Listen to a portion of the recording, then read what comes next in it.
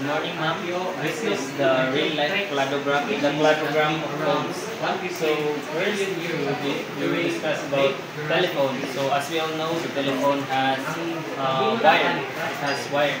So nasa diri nga part. So mura ni siyang Outcast. phone nga may wire. Outcast.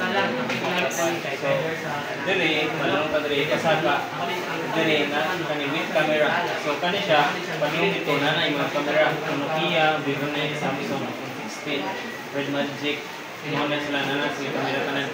So kasunod na tong cellphone kaning Nokia. So ang Nokia ang iyang characteristics kaya siya keypad siya.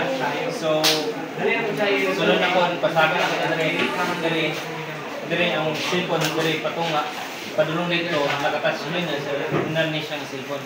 So first na tong cellphone iPhone 16 sabi na iPhone 16 o Samsung 23 Ultra o Vivonex. So kani sang duha tong so ang iPhone 16 o Samsung S23 Ultra ang ilang similarities na sila 0.5 camera. Mga sila duha kani sila duha na sila 0.5 camera. Kunya sunod kaning kuan dayon Vivonex nakakuan siya pop out camera. Muga kana kita magawas ang iyang camera sa cellphone.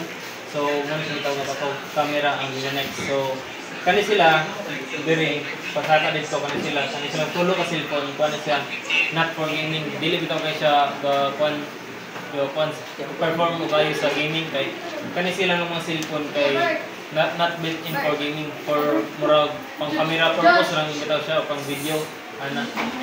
O dali ra pud siya mainit. So kani dire padlong kani nga cellphone mo na ang pinakalas na tong cellphone. So ang Red Magic 10 Pro mo na siya ang cellphone niya pang gaming gyud kay na siya ikuan bitaw with built-in fan na siya fan sa cellphone, naka-built-in na siya sa ubos dapat sa camera mo na siyang kuan Red Magic 10 Pro. So mo na that ends our cladogram.